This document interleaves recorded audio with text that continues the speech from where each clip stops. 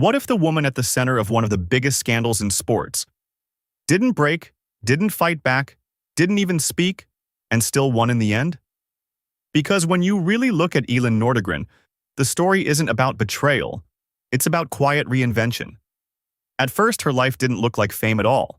Stockholm, discipline, privacy, a family rooted in education and responsibility. She wasn't chasing cameras. In fact, she avoided them. Even when she moved to the United States, it wasn't for fame. It was for work, as a nanny. Simple, grounded, normal. And then, everything changed. She met Tiger Woods at the peak of his power. Not just a golfer, a global empire. Fame, money, pressure, perfection. At first, she hesitated.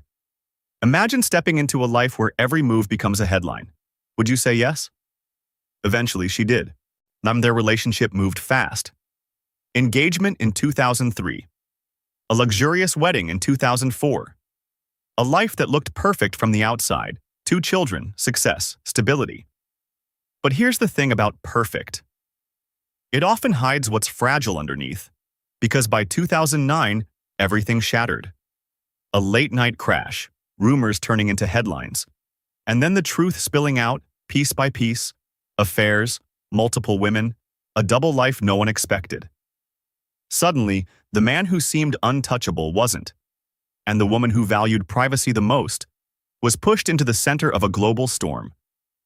Now think about this. If your life collapsed in front of the world, what would you do? Speak out? Defend yourself? Seek revenge? She did none of that.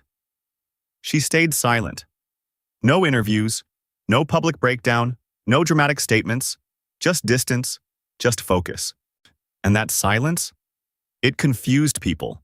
Because in a world addicted to noise, silence feels powerful. In 2010, the marriage ended. Reports said around $100 million. But here's what mattered more. Control. Stability for her children.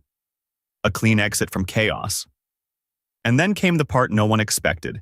She didn't chase fame. She didn't build a brand. She went back to school. Quietly. Studied psychology. Graduated with a 3.96 GPA. Think about that. From global headlines to sitting in classrooms, rebuilding herself from the inside out.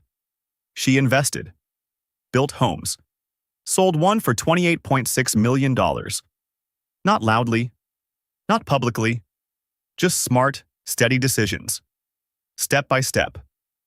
She found love again. Had another child. Built a life that doesn't need attention to feel complete.